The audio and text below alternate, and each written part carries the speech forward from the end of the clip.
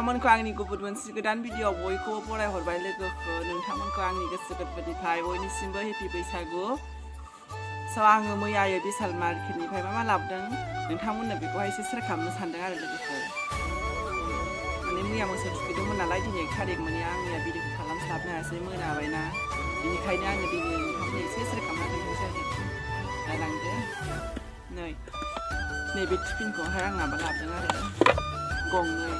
अफाराव होदों आरो दायो 200 मोन बियो ओमफ्राय 139 मोनदों आरो बेखौहाय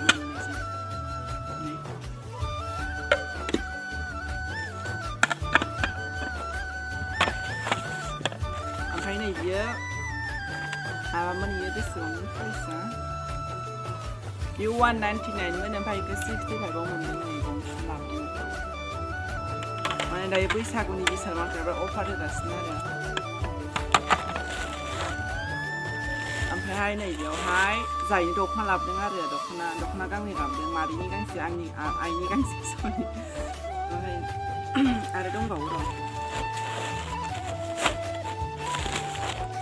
नै बिशालनि बेगा बिदि आरो नै ओमफ्राय बेबो नै आइनि थाखाय जोमग्रा लाबोदों आरो गांथाम लाबोदों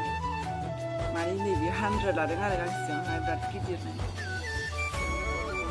100 लादों गिदिर थायो ना मबाइलाव फिसा नुदों आरो ओमफ्राय नैबेबो अदालगुरिनिफ्राय लाबोदों माबा लादों मा होनो 300 लादों आरो बियो 300 जोंनि गफुराव बेखौ 550 बियो आरो लोगोफोर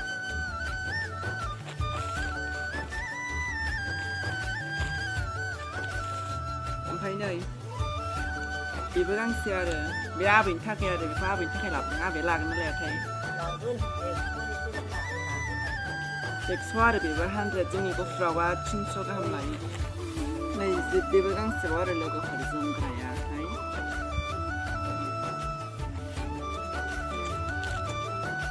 माबा लादों बेबो 100 लादों आरो गांसेयाव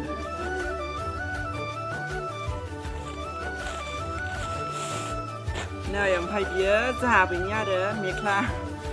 फैयो बायनानै लाबोब्रबबाय आङो बैसागुनि नामाव आरो गासिबो गांसे होजोबसै